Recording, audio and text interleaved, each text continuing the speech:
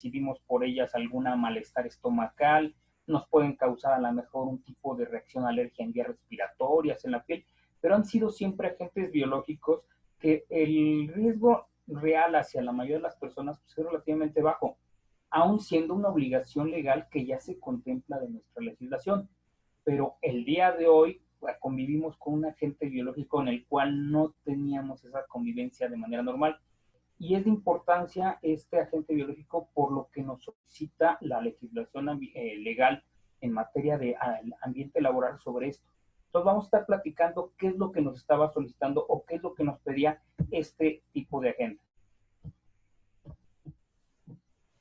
Bueno, nuestro Reglamento Federal de Seguridad y Salud en Trabajo, para dar un pequeño contexto sobre esta parte, es el que da vida a la mayoría o a la totalidad de nuestras normas en materia laboral. Por ejemplo, su artículo 17 nos dice que la autoridad va a emitir disposiciones generales, muchas de ellas o principalmente de ellas emanadas o ya focalizadas en una norma oficial mexicana en materia de seguridad. La norma, el artículo 32 nos habla algo similar, pero en función a medidas de seguridad, de salud hacia los trabajadores. Su artículo 44 nos habla sobre las disposiciones que va a haber en materia de organización de los centros de trabajo para controlar estas medidas de seguridad y salud en el trabajo. El artículo 56 nos habla que, bueno, habrá ciertas características, ciertos lugares que van a tener algunas particularidades y para este caso va a dictar algunas medidas especiales. Y hay unas normas oficiales mexicanas en ambiente laboral que son muy específicas para ciertos centros de trabajo. El artículo 64 ya nos habla sobre algunas medidas especiales, pero para personas con discapacidad, hablando en el ambiente laboral. Y el artículo 66 a trabajadores específicamente del campo. Estos artículos del reglamento son los que dan pie a que exista una norma. Recordando que el reglamento, ¿qué es? El reglamento es el que nos va a estar diciendo prácticamente qué es estar o cómo es estar dentro de un marco legal o fuera de un marco legal. En este caso, en el ambiente laboral, qué es estar cumpliendo con medidas que prevengan alguna afectación al centro de trabajo, a los trabajadores, y qué es no. Y la norma va a ser el cómo vamos a determinarlo, el técnicamente cómo voy a determinar esa parte.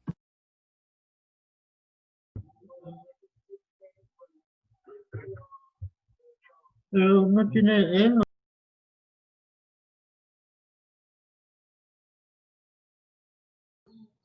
Arturo, se te fue el micrófono. Ok, perfecto. En el caso del artículo 17 de la parte de seguridad, nos va a decir desde la fracción 1 a la 12, por ejemplo, la fracción 1 nos habla sobre edificios, locales, instalaciones. De ahí que tenemos nuestra primera norma oficial mexicana, la norma 1, que específicamente, y en su artículo 18, en el artículo 18 del reglamento, nos habla que vamos a tener que cumplir con ciertos lineamientos y cómo van a ser esas disposiciones. Y adicionalmente, ese artículo 18 dentro del mismo reglamento viene cuáles son las sanciones económicas que una empresa se hace acreedora si no las llegara a cumplir.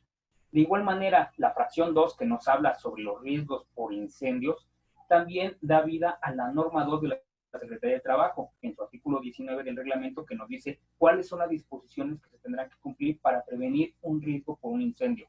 La fracción 3 nos habla sobre la maquinaria y equipo y da vida a la norma 4. La fracción 5 nos habla sobre el manejo, transporte de sustancias desde el punto de vista de seguridad y por eso tenemos una norma 5 de la Secretaría del Trabajo.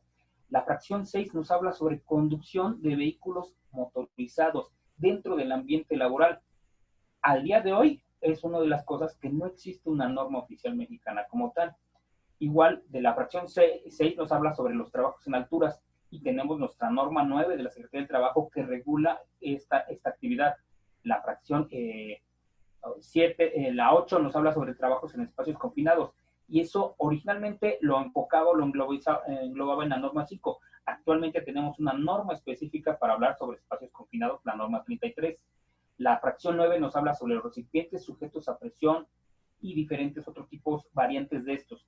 Y tenemos por eso nuestra norma 20 de la Secretaría del Trabajo, que está por su amplio, de hecho, dentro del reglamento está marcada en 3 diferentes artículos.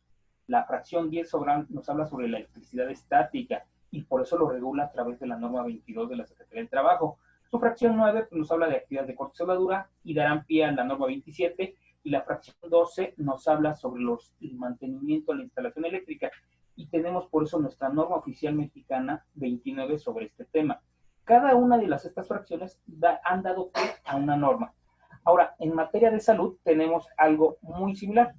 En salud tenemos igual 11 fracciones para ruido, vibraciones, iluminación, radiaciones ionizantes, no ionizantes, presiones anormales, presiones, agentes químicos, y esos dan pie a nuestras normas 11, 24, 25, 12, 13, 15 y 14, y la 10, que son nuestras normas de materia de higiene, en las cuales regulan. Hay una parte donde habla, por ejemplo, de los agentes biológicos. Para los agentes biológicos, que es el tema prácticamente que vamos a estar platicando el día de hoy, habla su fracción 9 del artículo 32, que se tiene que meter todo un procedimiento, o se tiene que controlar a los agentes biológicos. Y existe el artículo 41 de este reglamento, donde en el reglamento, en el artículo nos menciona cuáles son las medidas que los centros de trabajo deben de disponer. Y esto dentro del propio reglamento marca cuáles son las sanciones en las cuales una empresa que no cumpla con estos requisitos se podría hacer acreedor a esa sanción. Lo vamos a ver un poquito más adelante cómo está en esa parte. De ahí también tenemos la fracción 10, que da vida a nuestra norma 36 en materia de factores ergonómicos. Aquí tenemos con una aclaración, la 36-1, porque se esperan más normas sobre en materia de ergonomía, porque estamos resumiendo todo lo que veíamos en materia de seguridad, en materia de salud. Podríamos sacar un apartado específico de ergonomía para poder regular todo el ambiente. Entonces, la norma 36 será una serie de diferentes normas. Más sin embargo, ahorita la que tenemos, con eso le estamos dando cumplimiento a lo que nos marca el reglamento. Y tenemos nuestra fracción 11 de los factores psicosociales. De igual manera, como veíamos en la materia de seguridad y salud, pues tenemos el artículo 44, que da pie a otras series de normas, como la 1 de comisiones de seguridad y higiene en la norma 19, la fracción 2 de los servicios preventivos, que da vida a la norma 30, la fracción 4, que habla de equipo de protección personal, que da vida a la norma 17, la fracción 5, que habla sobre el sistema de comunicación de riesgos, que da vida a la 26, la fracción 6, que identifica las sustancias químicas, pero es la comunicación de riesgos de estos, que da vida a la 18, la 7, que nos habla de administración segura de algún proceso crítico, que da vida a nuestra norma 28, y la fracción 8, que nos habla de la promoción del entorno favorable, que no hay norma como tal. También me salté la fracción 3, que también habla de servicios preventivos, que tampoco tenemos norma oficial mexicana como tal. Entonces, hasta ahorita hay 4 fracciones que nos hablan del Reglamento Federal de Seguridad y Salud del Trabajo, de los cuales al día de hoy no existe norma oficial mexicana. Y bueno, ya tenemos algunas que son el artículo 56, que habla de algunos sectores particulares, que tenemos normas particulares para ciertos sectores o ciertas actividades, como actividad forestal, actividad de ferroviaria, de minas de carbón, de la industria de construcción, que tenemos normas oficiales mexicanas que tienen una característica particular. Estas no hay una sanción directamente sobre el reglamento, porque estas normas es un compendio de otras medidas de seguridad que vienen, tanto las medidas de seguridad, de higiene, o otras características particulares que viene la sanción referenciada a ellas. Y nuestros artículos 64 para personas con discapacidad y la 66 para nuestras normas de una actividad específica, pero para cierto grupo de sector de trabajadores, como la norma 3 y 7. Entonces, básicamente tenemos 4 requisitos que nos marcan diferentes artículos en los cuales no hay norma. Para control de vehículos motorizados, para los agentes biológicos, para los servicios preventivos de salud y para la promoción y el entorno favorable. Sin embargo, sobre estos 4 artículos que platicamos,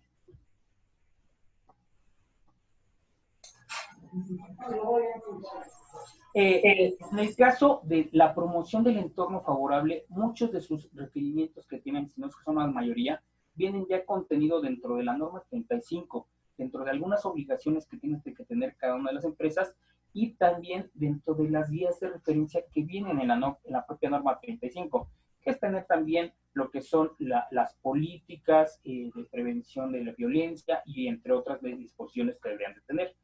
En el caso de servicios preventivos de la medicina, de trabajo, esta en septiembre del año pasado ya se contempló y de hecho se anunció como ya una posible salida como la norma 37 de la Secretaría del Trabajo, una norma que está enfocada a regular los servicios preventivos de medicina del trabajo, cosa que ya está reglamentada y ya también está vigilada, porque no solamente la Secretaría del Trabajo lo vigila, sino la Secretaría de Salud vigila también a estos servicios preventivos.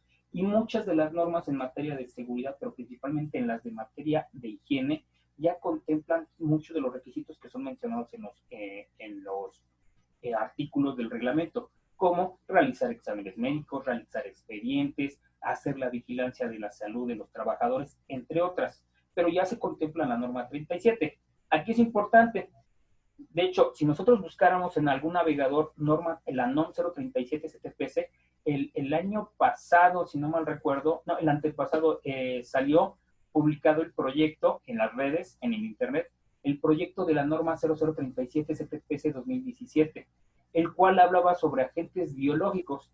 De hecho, marcaba y hacían un resumen en el que se marcaba algunas disposiciones que se tenían que cumplir para controlar algunos agentes biológicos para la industria cinematográfica para adultos. Fue publicada el 28 de diciembre, dentro de una parte, digamos, de la fecha, en la cual fue una broma de una página muy interesante sobre algunos temas, pero no es la norma 37 como tal.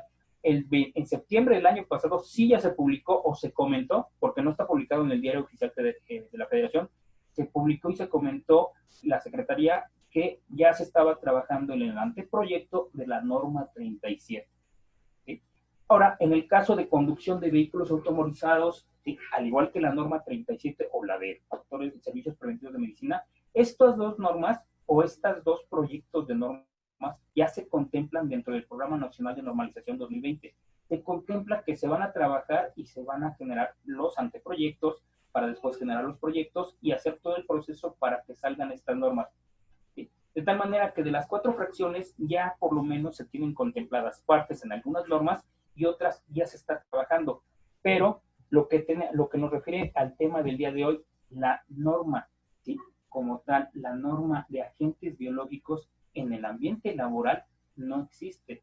No hay proyecto ni anteproyecto, ni siquiera ha aparecido dentro de los comités para empezar a generar un anteproyecto por lo cual sabemos que en este caso los agentes biológicos no están reglamentados, pero sabemos que la pandemia actual que estamos viviendo por la enfermedad COVID-19 generada por un virus llamado SARS-CoV-2, ¿sí?, es un agente biológico. Y también sabemos que tenemos que controlarlo. ¿Por qué? Porque se encuentra dentro del Reglamento Federal de Seguridad y Salud en el Trabajo.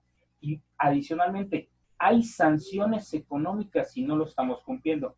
Por ende, es importante, uno, desde el punto de vista, digamos, hacia nuestros trabajadores, hacia nuestros compañeros, tenemos que controlar esta parte. Y ahorita que estamos en la nueva normalidad o en las etapas de resguardo, pues es importante que tenemos que controlarlo porque es una realidad, es un factor de riesgo presente en los centros de trabajo. Por otro lado, la parte legal, legalmente tenemos que cumplirlo porque lo estipula un reglamento. Y importante, y ese reglamento nos dice que si no lo cumplimos, somos acreedores desde clausuras, ¿sí?, hasta también montos económicos que pueden ser muy onerosos. Y ahorita lo vamos a estar explicando el por qué. ¿Vale? Bueno, nuestro artículo 41, que es el que reglamenta o es el que está regulando esta parte, nos pide 13 cosas que se tienen que cumplir. Por ejemplo, las empresas tienen que contar con un estudio de contaminantes biológicos del ambiente laboral para prevenir algún riesgo a la salud de los trabajadores. Eso es lo primero que tenemos que tener. 2, tenemos que efectuar un reconocimiento de estos contaminantes biológicos en el lugar de trabajo. 3, tenemos que colocar señalamientos de obligación y prohibición de las áreas donde tenemos un riesgo de que se esté presente este agente biológico que pueda causar ese daño. Tenemos que controlar el acceso de trabajadores, materiales o todo objeto que pueda aportar ese agente. Tenemos que evaluar, o sea, medir la concentración de esos contaminantes biológicos en el lugar de trabajo para saber si existe riesgo importante o no. Recordemos un riesgo, si existe una probabilidad de que ese agente biológico cause o no cause un daño hacia el trabajador. También tenemos que establecer medidas de control para evitar o reducir esa exposición a los trabajadores. tenemos que darle un equipo de protección personal a los trabajadores. Y es importante, equipos de protección personal. Un cubrebocas como tal no es un equipo de protección personal, es un equipo de protección comunitario, digamos. Y hay de cubrebocas a cubrebocas, ¿no? Entonces, tenemos que ver qué es el equipo, hay que determinarlo. De hecho, esto se liga con la norma 17 de la Secretaría del Trabajo. Tenemos que disponer de áreas específicas para hacer descontaminación del personal ocupacionalmente expuesto, ¿sí? Los POE, y también de todas las herramientas o materiales que podrían ser portadores de eso. Hay que practicar exámenes médicos, pero ¿qué exámenes médicos les practicamos o cómo? Tenemos que determinar esa parte.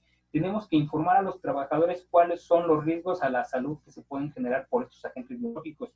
Tenemos que informar a los trabajadores sobre los riesgos que están expuestos y tenemos que capacitarlos y orientarlos para reducir su exposición, para reducir su posible riesgo que podría estar presente para estos trabajadores. Tenemos que expedir una autorización para cuando un trabajador se pueda exponer o pueda hacer una actividad que aumente ese riesgo, tenemos que dar una autorización por escrito, porque estamos analizando, determinando cuáles van a ser las medidas correctas para que ese trabajador pueda irse al área de fuego, digamos, donde está el agente biológico, de una manera segura. Y tenemos que llevar todos los registros que nos piden en esa parte. Son 13 puntos que al día de hoy toda empresa tiene que cumplirlos, que al día de hoy una inspección en materia de seguridad, ¿sí?, o de salud específicamente, puede ser realizada por la Secretaría del Trabajo, y al día de hoy esta autoridad podría emplazarlos a darles este cumplimiento. Y si no lo cumpliéramos, el día de hoy podríamos ser acreedores, después de un proceso administrativo, a una sanción económica. Y peor tantito, a lo mejor el dinero lo podríamos tener, pero el día de hoy la autoridad podría solicitar la clausura por no cumplir con estos 13 puntos que pide el reglamento. Ahora, ¿cómo son las sanciones económicas? De hecho, estos 13 fracciones están reguladas o sancionadas por el propio Reglamento Federal de Seguridad y Salud en el Trabajo. Por ejemplo, la fracción 1 nos dice sobre el artículo 15 del propio reglamento en la fracción 1 que las sanciones administrativas por no cumplir esta fracción van desde las 50 salarios mínimos, o lo sigue marcando el reglamento, 50 salarios mínimos hasta los 100 salarios mínimos. Pero en realidad ya no son salarios mínimos, sino si son unidades de medidas administrativas, porque ya se hizo la incorporación. Y así nos podemos ir a cada una de estas fracciones. La fracción 2 del artículo 41 van multas desde los 50 hasta los 3,000, ¿sí?, UMAS o salarios mínimos. La fracción 3 va desde los 250 hasta los 5,000. La fracción 4 de los 250 hasta los 5,000. La 5 de los 50 hasta los 3,000. La 6 de los 50 a los 3,000, igual que la 7. La fracción 8 de los 250 hasta 5,000. La 9 de 50 a 3,000. La 10 y 11 van desde los 250 hasta los 5,000. Y la 12 y 13 de los 50 hasta los 2,000. Pero esto, ¿cuánto es? Si lo pasamos ya a números, ¿sí?, a números contables, manejables, a dinero, pues estos, tomando en cuenta que la unidad de medida de actualización para el 2020 se fijó en 86.88, estamos hablando que pueden ir multas, las más pequeñas que son de 50 o más, ¿sí?, es una multa equivalente a los 4,344 pesos, hasta multas más grandes como las de 5,000 UMAS, que va a los 434,000 pesos.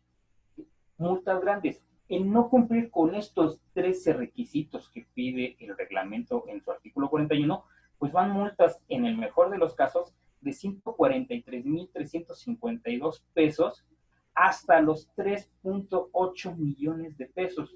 Una cantidad relativamente importante. Mas, sin embargo, esto no es todo. Por ejemplo, ¿cuánto va a ser la cantidad máxima que se va a pagar? ¿Sí? Me iré al mínimo, que puede ser una cantidad importante, pero no tan grande como los 3.8 millones, pues va a depender. El Reglamento General de Inspección del Trabajo habla en su artículo 60 que para determinar esta imposición de sanciones se van a tomar varias características. Uno, por ejemplo, el carácter intencional o no de haber incumplido esta acción. Por ejemplo, una vez que yo soy visitado por la autoridad laboral, primero me emplazará para que yo lo cumpla, me dará un cierto periodo para que yo pueda o deba cumplir estas medidas. Entonces, primero tendré que ver si puedo cumplirlas o no cumplirlas. Después me podrá emplazar para decir que yo por qué no las cumplí y tendré que presentar las evidencias de por qué no cumplí. Si no presenté nada de eso, pues después me emplazará para que diga todo lo que quiera decir en mi defensa y tendré ese tiempo para poderlo hacer. Y después me emplazará para que muestre alguna evidencia para que el juez, y porque esto ya pasará al juez, determine si se va por el lado menor o el mayor. Si yo no tuve respuesta en ninguno de esos casos, pues entonces estamos hablando que no quiero cumplir porque no quiero cumplir, es intencional.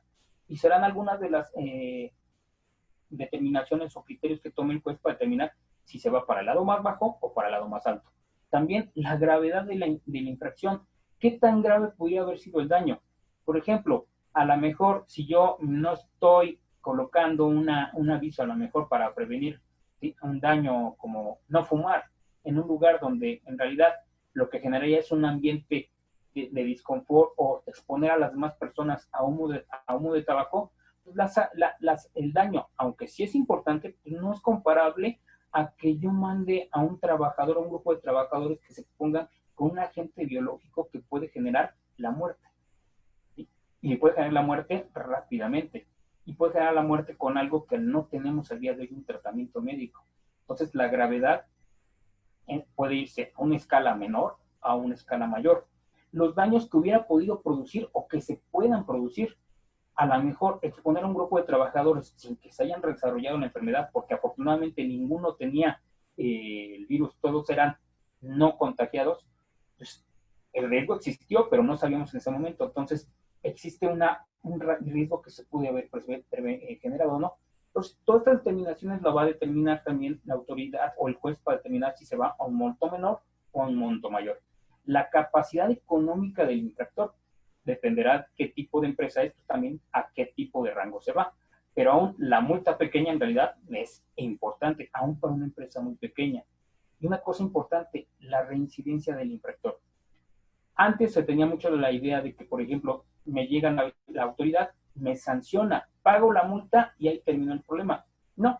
De hecho, los procesos de inspecciones, una vez que se paga la multa, inmediatamente después de pagar la multa, se vuelve a programar una visita extraordinaria para revisar que ya se haya cumplido lo que se multó. Y en caso de que no se haya cumplido eso, o que dentro de los 2 siguientes años más adelante siga sin cumplirse, eso se llama reincidencia. Y si hay una reincidencia, la multa, el monto de esta multa en automático es el doble. Entonces, todos estos criterios los va a tomar. Más sin embargo, el artículo 61 es más importante, porque dice, para efectos del artículo 60, la autoridad también va a tomar algo importante, y la fracción 2 nos marca que va a proceder a imponer una sanción económica por cada trabajador afectado. Y en la pandemia actual que tenemos, una empresa que no adopte las medidas necesarias expone a la totalidad de sus trabajadores a ser afectados por el mal control o la negligencia de no vigilar este agente biológico. Y esto puede caer que, por ejemplo, para una empresa de 10 trabajadores, estamos hablando cerca, ya sea micro o pequeña empresa, porque el límite son 10 trabajadores, estamos hablando que para una empresa de 10 trabajadores, que podría ser a lo mejor un pequeño restaurante, una pequeña empresa, una mini empresa familiar, las multas podrían ir, en el mejor de los casos, desde el 1.4 millones de pesos hasta los 38.3 millones de pesos. Una cantidad relativamente fuerte. Y tiene una razón de ser. Originalmente esta norma no se contemplaban muchas de las cosas que vivimos actualmente. ¿Sí? Entonces, vamos a entender o recordemos qué es un agente biológico.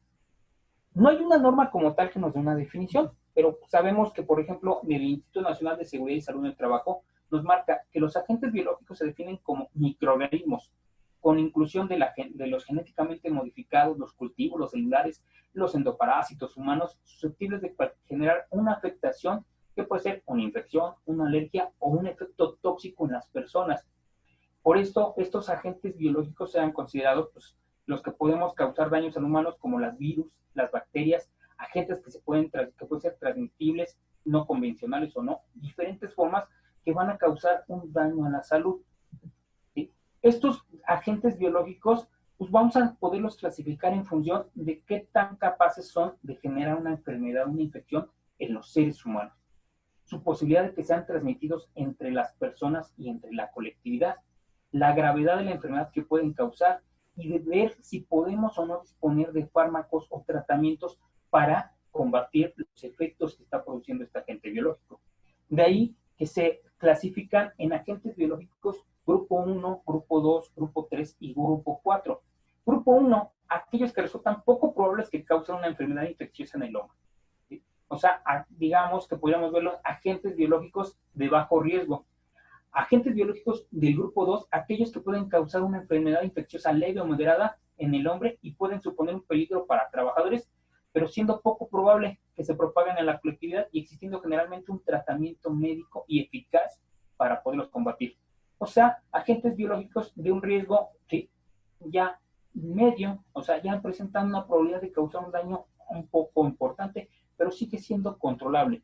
De hecho, normalmente en la mayoría de los ambientes laborales antes de diciembre del 2019 podíamos convivir con agentes biológicos grupo 1 y grupo 2 en la mayoría de los centros laborales, los comunes, no centros hospitalarios, centros de diagnóstico, ¿sí?, centros donde hay agentes, hay personas enfermas por alguna agente biológico, que puede ser ya un virus como tal. Los agentes biológicos del grupo 3, aquellos que pueden causar ya una enfermedad grave en el hombre y que presentan serio riesgo a los trabajadores con riesgo de que se propague la colectividad, pero que existe un tratamiento médico, ¿sí?, y que este tratamiento médico es eficaz, pues son los agentes biológicos del grupo 3, o son agentes biológicos de un riesgo ya importante, ¿sí?, o digamos un riesgo alto, que tenemos que ya controlarlos, como podría ser un brote de a lo mejor de sarampión, ¿sí?, un brote de algún virus similar, un brote de dengue, un brote a lo mejor de influenza H1N1, que sí puede generar, en su momento sí pudo tener esa parte, pero teníamos tratamiento médico que representaba una viabilidad para poder sobrellevarlo.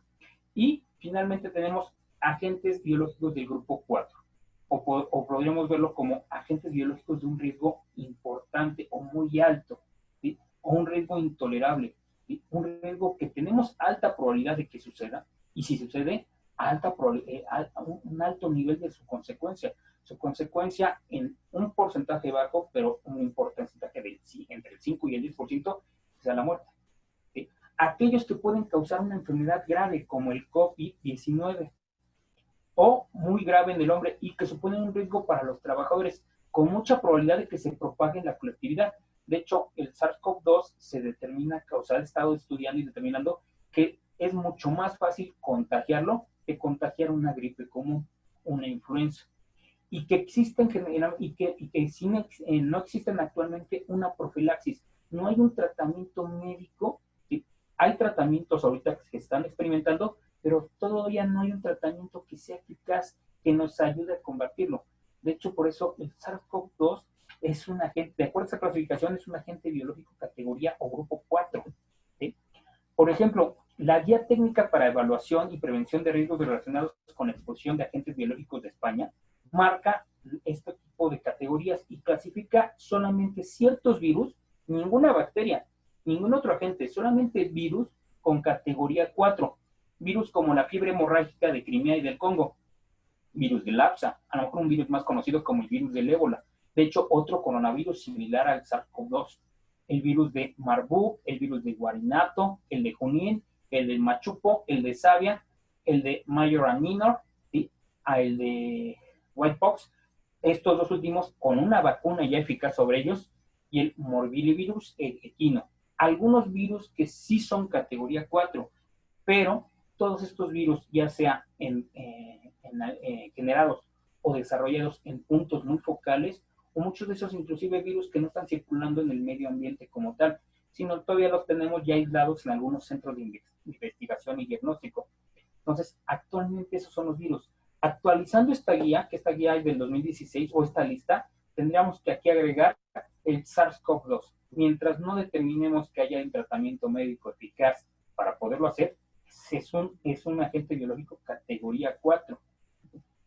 Ahora, esto va a ser importante porque este es el que puede causarnos el daño. Y esto también es importante. Los anteriores virus no se encontraban dentro de una pandemia. ¿Qué es una pandemia? Donde tenemos un virus, un agente biológico categoría 4, liberado en el ambiente, que circula libremente, que se transmite entre diferentes países y no lo tenemos controlado. Entonces, actualmente, desde el surgimiento de nuestras leyes, nuestros reglamentos en ambiente laboral, no teníamos un agente biológico grupo 4 enfocado a esta parte.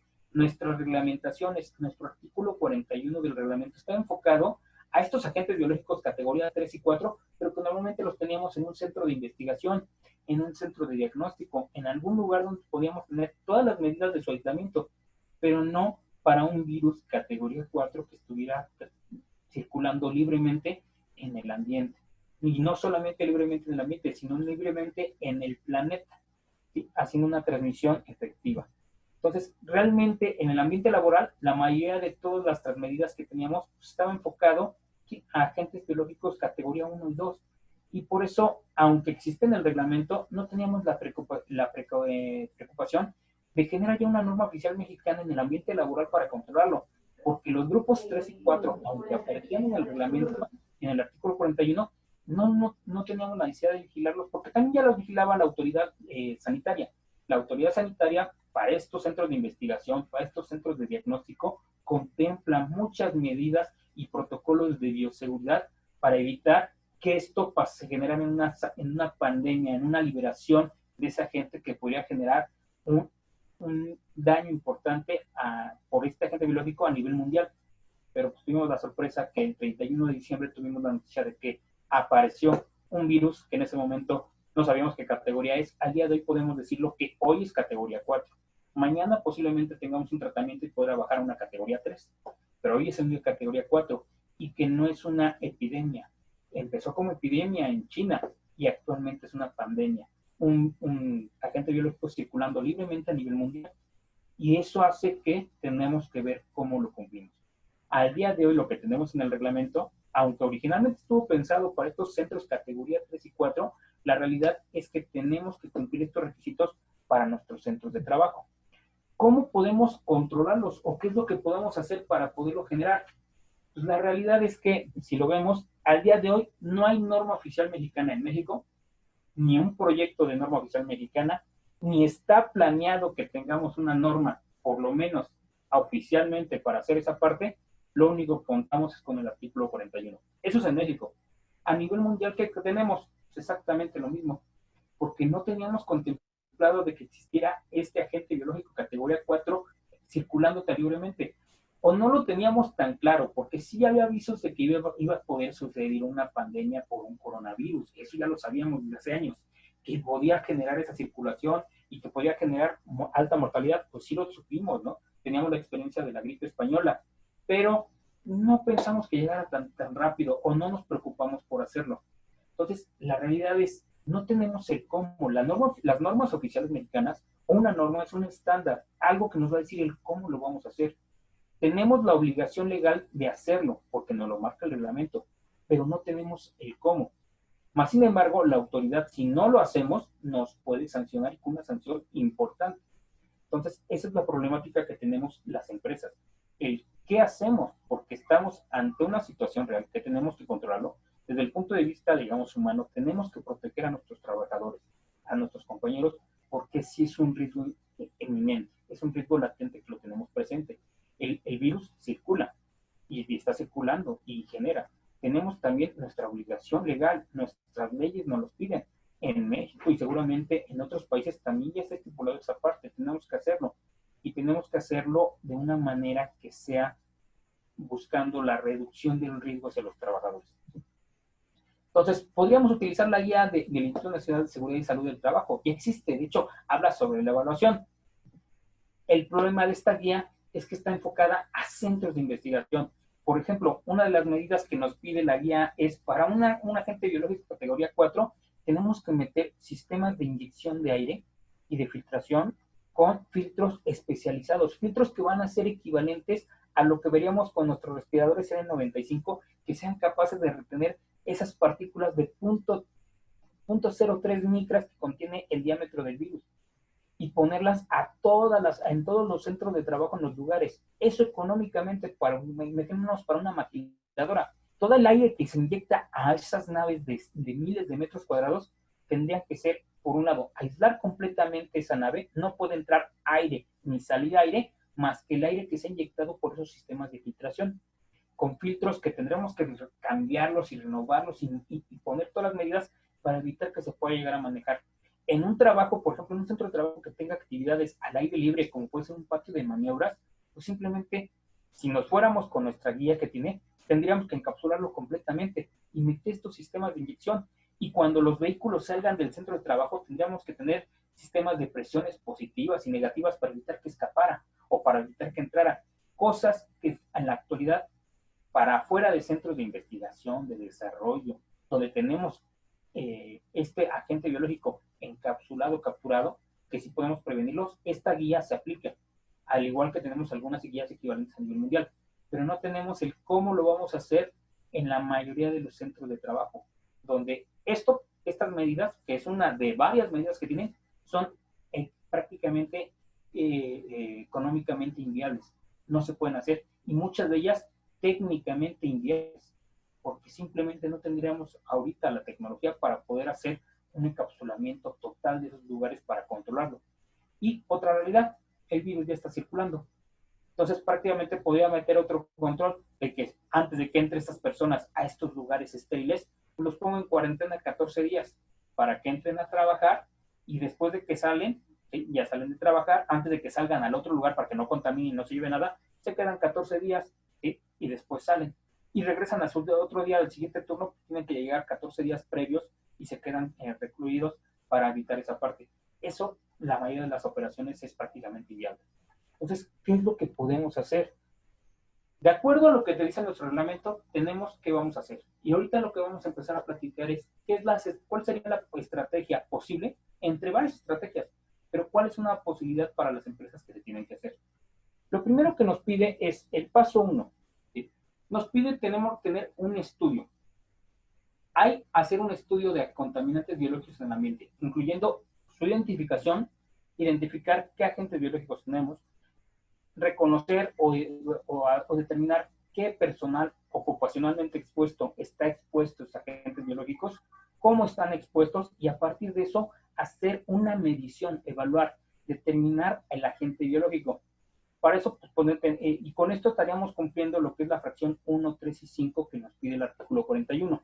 ¿Cómo podemos hacer esto? Y esto es lo más interesante. Podemos hacer, al no tener una norma oficial mexicana, no hay un estándar de cómo se puede hacer. La realidad es que, por ejemplo, determinar un virus como el SARS-CoV-2 en un ambiente de trabajo sería muy complicado. Nos han platicado de la autoridad durante la forma de determinarlo. Hay diferentes formas de buscar este virus.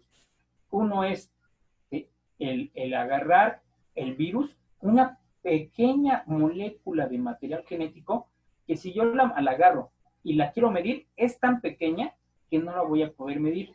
Entonces, ¿qué tengo que hacer? La capturo. Y una vez que la capturo, a través de procesos físico-químicos, lo que hago es que la fotocopio 1, 2, 3, 100, 1000 veces para que ahora sí ya no voy a medir que existe solamente una, porque mis equipos no tienen la capacidad de saber si existe un virus. Los equipos que tenemos tienen la capacidad de saber que existen a lo mejor 1.000.000 de virus. Entonces, las metodologías que se tienen es sacar copias de ese para que vayan creciendo la cantidad y entonces mis equipos sí sean capaces de medirlo, sí lo puedan observar. Esos son los procesos que se tienen de diagnóstico. Otros de ellos son, digamos, indirectos. Por ejemplo, las pruebas rápidas que circulan actualmente, las que tienen mucha controversia, que si entran o no entran en el país, esas no miden el virus, eso miden, ¿sí? Si yo, por ejemplo, pudiera la capacidad de capturar ese virus y hacer una prueba rápida, si yo tengo el virus como tal y la meto en esa tira reactiva, en ese material, no lo va a detectar, porque esos métodos no detectan el virus. Lo que detectan es que ese virus, cuando entra en el organismo como defensa va a empezar a generar otras moléculas químicas, que son los anticuerpos. Y esas pruebas rápidas lo que detectan son la respuesta del cuerpo. Por eso la controversia de que, pues, en realidad, una persona que está infectada, si todavía no empieza el proceso de defensa de su cuerpo, podría hacer la prueba rápida y podría dar un falso negativo, porque en realidad todavía no tiene la molécula. O si apenas empieza a generar las moléculas de anticuerpo, la cantidad de anticuerpos puede ser tan baja que tampoco la podemos medir. Y así sucederá con el caso de los virus. Es muy complicado medirlos. Y a lo mejor, si lo puedo medir, pues el resultado me va a llegar en 3, 4, 5 días. Y la calidad que puedo tener ahorita puede ser muy diferente a la que puedo tener en un lugar. Porque puede haber movilidad de las personas para poderlo determinar. Entonces es muy difícil. Más sin embargo, desde hace años ya teníamos a nivel mundial algo similar que mide agentes biológicos, que por ejemplo son los estudios de calidad ambiental interior, desarrollados o generados por un trastorno que existe, que se llama el trastorno como edificio enfermo. Cuando en un lugar, en un centro donde tenemos confinamiento de personas, pues resulta que en ciertas épocas del año pues, alguien se enferma y esa persona que se enferma empieza a contagiar a los demás, con un agente, puede ser con un agente biológico, y esa persona empieza a contagiar a los demás y a los demás, de tal manera que llega a ser que entre el 10 y el 25% por lo menos de las personas de ese lugar terminan enfermas, y todas terminan en sus casas por una incapacidad de una enfermedad general, generando problemas a las empresas por pérdida de tiempos, por ausentismo. Pero eso manejado por un agente biológico, que no serán agentes biológicos categoría 1 y 2. O sea, esto está enfocado para un categoría 1 y 2. O algunas otras afectaciones por químicos, pero ya no son un agente biológico, sino un agente químico. O otras como agentes físicos, como la temperatura y la humedad. Pero lo que sí contemplan estas metodologías son metodologías para poder determinar algo que se llama carga biológica. Esa lo que se hace a través, por ejemplo, normas como la UNE 171330, que hablan de las normas para determinar calidad del aire interior o calidad ambiental interior, es a través de ciertos procesos de captura de microorganismos, lo que hacemos es que se toman muestras de esa carga microbiológica y se determina si esa carga biológica es alta o es baja. Una carga biológica alta dice que tengo problemas, no, porque lo que dice es que hay muchos, pero hay muchas bacterias que necesitamos. Para nuestros procesos naturales las necesitamos. De hecho, estamos llenos de bacterias de manera normal. Lo que sí puedo determinar y nos pueden ayudar estos estudios es a determinar si el espacio A y el espacio B, ¿cuál presenta mayor carga biológica? Si el espacio B tiene mucha carga biológica, quiere decir que puede haber muchas bacterias buenas, pero también aumenta la probabilidad de que existan bacterias malas. Y junto con las bacterias pueden estar asociados también otros microorganismos como pueden ser los virus. Entonces, esas técnicas pueden hacer una medición indirecta de esas cargas biológicas. Y si en lugar B tengo mucha carga biológica, lo que puedo hacer es meter un agente químico físico que me ayude a reducir esa carga. Si reduzco la carga biológica por bacterias, también reduzco la carga biológica por otros microorganismos como los virus. Y entonces lo que reduzco es una probabilidad de que en esa carga biológica tenga presente o no presente esa parte. De hecho, por eso les comentaba Germán al principio, viene muy relacionado con los temas anteriores. Eso es lo que deberían de hacer los sistemas de sanitización. Un sanitizante lo que tiene que evaluar o determinar es si la carga biológica presente, el agente químico físico está reduciendo su carga biológica o no. El que puede eliminar el SARS-CoV-2, eso se puede hacer en un laboratorio. Y sí, a lo mejor puedo tener en un laboratorio un crecimiento, puedo crear una múltiple de esas virus y meter el agente químico en un lugar controlado, en un laboratorio, y ver si está funcionando. Eso sí se puede hacer, pero eso no nos garantiza que exactamente afuera, donde tengo muchos agentes biológicos, pueda funcionar o no pueda funcionar. Por ejemplo, un agente sanitizante muy utilizado es el hipoclorito. El hipoclorito de sodio, y muy barato, nos dice que si lo agregamos, eso puede disminuir la carga biológica hasta un 99.9%, que es una desinfección. Pero hay unas limitantes. Por ejemplo, si yo en el lugar tengo materia orgánica, esa eficiencia disminuye. Y de tal manera que yo podría aplicar hipoclorito de sodio en un lugar con materia orgánica y por la propia materia orgánica consumirse ese hipoclorito y al agente biológico que yo quería eliminar, no lo elimino. Eso lo que se llama es determinar o medir la eficiencia de. En este caso, por ejemplo, por eso los procesos de sanitización, no por echar una nube de un agente químico quiere decir que funcione. Lo que tenemos que determinar es que la carga biológica en realidad se está reduciendo. Si no hay reducción de la carga biológica, quiere decir o una de dos, el agente químico o físico no funciona, o la otra, el agente químico con esas concentraciones o esos tipos de contacto no funcionaron. O una tercera que podría suceder, que el agente químico, el agente físico, no funciona para el tipo de microorganismos que tenemos. Por eso es importante que los agentes desinfectantes sean no comprobados, porque al día de hoy todavía no tenemos comprobados, sospechosos, o se supone, de acuerdo a otros virus similares a ellos, que tendrá una eficiencia hacia el coronavirus, al SARS-CoV-2. Por eso, lo que se recomienda es buscar ya sea agentes desinfectantes del listado N de la EPA o el del listado europeo, porque en esos tenemos un sustento científico de que van a funcionar y hacer esa evaluación. Entonces, el primer paso tenemos que hacerlo. ¿Cómo? A través de ellos. ¿Quiénes lo pueden medir? No hay laboratorios acreditados por la EMA, porque no existe una metodología como tal el día de hoy. Esto es algo nuevo. Posiblemente en el futuro podrá haber laboratorios acreditados por EMA. No hay laboratorios aprobados por la STPS y no podría haberlos porque no hay un estándar por el cual aprobar. Cuando salga la norma de agentes biológicos, si es que sale, entonces sí podrá haber laboratorios. Entonces, aquí, ¿quién lo tiene que hacer? Pues alguien que tenga la capacidad técnica, que haga un procedimiento coherente, que se base en algún estándar o en alguna referencia, que no lo existe, pero se tendrá que basar en algo de cómo se puede hacer para poder hacer las mediciones. Y hay diferentes técnicas para poderlo determinar. Hay capturas por sedimentación, capturas por impactación, capturas de diferentes maneras, los cuales nos pueden dar indicios de cómo están.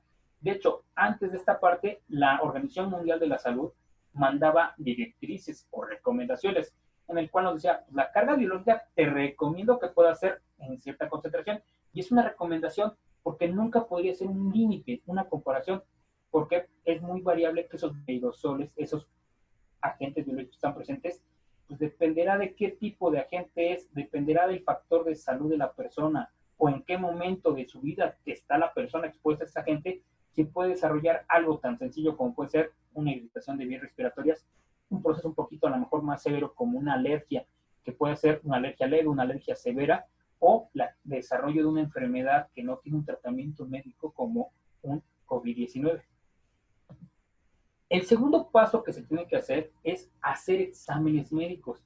Estos exámenes médicos, al no tener un estándar como tal, son muchos de esos exámenes médicos que determina o recomienda el médico. ¿Sí? Muchos de ellos, por ejemplo, ya contemplados en los protocolos de seguridad sanitaria que tenemos actualmente en México, en los cuales, por ejemplo, algunas entidades, en manera particular la Ciudad de México, dentro de sus protocolos nos menciona, cuando tengo más de 30 trabajadores, tengo que determinar, realizar, y no, no marca muy claramente cuándo, pero tengo que realizar pruebas para determinar coronavirus en mi población laboral. Esas consideraciones, digamos, las podríamos, si es que las estamos obligados a hacerlas por esos protocolos, también sustentar lo que nos marca el apartado 9 del artículo 41, que es realizar exámenes médicos. Pero otros exámenes médicos que tendríamos que hacer en estos lugares es identificar los factores que tenemos. Uno de ellos, por ejemplo, identificar que no estamos generando un proceso infeccioso. ¿Cómo? A través de la lectura de la temperatura. A través, por ejemplo, ante un proceso infeccioso, darle un seguimiento a sus exámenes médicos, ya sea una exploración general para sospechar de un caso de coronavirus o descartarlo, ¿sí? Viendo todos los síntomas que se pueden llegar a presentar que han estado anunciando la autoridad. Por ejemplo, si presenta fiebre, un dolor de cabeza, pues ya es un síntoma principal del coronavirus. Pero no hay ningún otro síntoma, pues bueno, podrá ser alguien que todavía tendríamos que hacerle vigilancia médica. Presenta escurrimiento nasal, presenta fiebre, pues bueno, mejor hacemos los exámenes médicos, podría ser una persona sospechosa, lo aislamos durante 3, 4 días y vemos si hay evolución hacia algo más, o si hay alguna evolución o aparecen otros síntomas, podríamos considerar algo sospechoso. Y entonces, ahora sí, hacer una prueba diagnóstico para determinar. Y ahí determinamos si hacemos una prueba diagnóstico para buscar el virus o si hacemos una prueba diagnóstico para buscar las consecuencias del virus, los agentes, los anticuerpos sobre esa parte. Entonces, son determinaciones. De hecho, muchas de las normas de la Secretaría del Trabajo dicen así: los exámenes médicos son los que determine la autoridad sanitaria. En este caso, por ejemplo, dentro de los protocolos de seguridad que están marcando las entidades federativas, ellas funcionan como autoridad sanitaria. Y algunos dirán, hay que hacer pruebas rápidas. Y entonces, bueno, tendremos los que dice la autoridad sanitaria o los que determine el médico de la empresa, que es el especialista en salud y el que determinará cuáles son los exámenes médicos que se tendrían que determinarlos. Entonces, aquí, al día de hoy, tendremos 32 posibilidades diferentes de determinar cuáles son los exámenes médicos, porque hay 32 autoridades sanitarias estatales que pueden determinar medidas especiales para poderlos hacer, y los que determina la autoridad dentro de sus lineamientos federales sobre este retorno, que en realidad no marca ningún estudio como tal. El paso 3 es aplicar las medidas que marca el artículo 41 en su fracción 3, 4, 6, 7 y 8. Y eso, afortunadamente, para los que ya están haciendo, los que no están haciendo lo tendrán que hacer también, es a partir de los que están haciendo actividades actualmente, tienen que tener un documento que se llama Protocolo de Seguridad Sanitaria. En otros países, conocido también como los protocolos de bioseguridad por el SARS-CoV-2. Entonces, en esos protocolos ya estipula qué medidas se tienen que adoptar, como por ejemplo, colocar señalamientos de precaución y obligación de prohibición de áreas donde exista un riesgo. Los señalamientos que tenemos, zonas de alto riesgo de contagio, controlar los accesos de ingreso y egreso de trabajadores y materiales. Son los filtros sanitarios que se agregan o se tienen que tener las empresas para el ingreso y egreso de personal, visitantes y contratistas. Zonas o procedimientos de desinfección de lo que entra, principalmente. Establecer medidas de control para no exponer a los trabajadores a materiales contaminados. Las medidas que dicta la autoridad, por ejemplo, el no compartir utensilios y herramientas o utensilios de cocina en los comedores. Proporcionar el equipo de protección personal que marcan las personas. Entonces, esa es otra medida de seguridad. Determinar cuál es el equipo de protección personal que deben tener. Respiradores, mascarillas, caretas, ¿sí? Entre paréntesis, mascarillas, porque las mascarillas, les recordaba, no es equipo de protección personal, es un equipo de protección comunitario. Más sin embargo, actualmente la autoridad está mezclando muchas cosas, entonces lo contempla como un equipo de protección personal. ¿Vale? También disponer de áreas específicas para descontaminar el personal ocupacionalmente expuesto y todo lo que pudiera ser contaminado. Todas las empresas que ya están laborando tienen que tener su protocolo. Las que van a entrar a laborar tienen que desarrollarlo, tienen que presentarlo para poder hacer o reactivar sus actividades. Entonces, estas medidas, independientemente del artículo 41 de agentes biológicos, por los protocolos de seguridad sanitaria se tienen que cumplir. Entonces, ya tenemos cumplido parte de esa cosa o lo tendremos que hacer. La otra es la difusión y la capacitación. Se deben realizar trípticos, cartelones, pláticas. De igual manera, capacitar para enseñar al trabajador y demostrar que obtiene una habilidad para que pueda reducir su probabilidad de contagio y conozca todas las disposiciones de seguridad que son implementadas. Esto también actualmente por los protocolos de seguridad sanitaria ya vienen incluidos también, que es informar a los trabajadores por cualquier medio de cuáles son los peligros, los riesgos y las medidas de seguridad que deben de tener y capacitarlos. De hecho, ahorita vamos a aprovechar que existen muchas capacitaciones, ¿sí? Que son, por ejemplo, las capacitaciones de las plataformas en línea del IMSS u otras entidades que tienen esa parte de capacitación. Aunque en el estricto sentido del reglamento, cuando hablamos de una capacitación por el Reglamento Federal de Seguridad y Salud en el Trabajo, una capacitación se refiere a algo que está avalado con un documento oficial llamada DC3, una constancia de habilidades laborales. Algo que alguien constató, que alguien aprendió y tiene el conocimiento mínimo para poder, ¿sí?, tener o reducir el riesgo de expulsión. Al día de hoy, los protocolos no piden esa parte. Las plataformas están emitiendo lo que se llaman constancias, un diploma, con un folio que puede ser trazable, pero no, digamos, legalmente en el estricto sentido reconocido, pero por el día de hoy la autoridad los está reconociendo como tal. Y el paso 5 es el paso administrativo, que es tener por procedimiento cómo voy a autorizar a las personas a exponerse a un riesgo. Algo que muchas de las empresas ya los tienen cuando son sus permisos de trabajos peligrosos, donde hago un análisis de cómo va a ser el trabajo, hago un análisis de cuáles son los riesgos a los cuales se va a exponer, hago un análisis para determinar cuáles van a ser las medidas técnicas, administrativas o el equipo de protección personal que va a usar el trabajador para reducir el riesgo. Y por escrito, yo, patrón, le estoy autorizando al trabajador que haga algo que lo puede poner en riesgo. Pero yo, patrón, estoy analizando y lo estoy vigilando para cuidarlo. Entonces, eso se tiene que tomar en cuenta para las empresas. Ya no solamente permisos de trabajos peligrosos para agentes químicos como tal, o para trabajos en altura, o para trabajos en caliente, o para trabajos en espacios confinados, sino algo adicional para ciertas actividades que puedan contraer un riesgo importante, como por ejemplo, una de ellas, recolectar los residuos donde están todos los cubrebocas, todos los guantes existe una alta probabilidad de que las personas estén exponiéndose cuando los manipulan, esos residuos, a contagiarse. Es un trabajo de alto riesgo, tenemos un riesgo específico por esas condiciones. Entonces, se tendrá que tener esa parte. No está claro a quién lo vamos a tener, pero el reglamento así nos lo dice la fracción 12, expedir autorizaciones por escrito para la ejecución de actividades que impliquen un riesgo por el manejo de estos agentes biológicos. ¿Sí? Y la otra es llevar todas las autorizaciones, todos los registros, llevar toda la documentación para que en cualquier momento la autoridad pueda visitarnos y nos los estaría solicitando. Estos son los 5 pasos que tenemos que llevar o cumplir para poder vigilar algo que en la realidad es un problema importante el día de hoy. ¿Sí? No es un tema muy largo, porque afortunadamente mucho lo tenemos en la parte del protocolo, pero es un tema muy importante. Importante por las sanciones que nos puede llevar a tenerlo. Importante no tanto por el lado económico, por el riesgo que en realidad sí tenemos para poderlo hacer.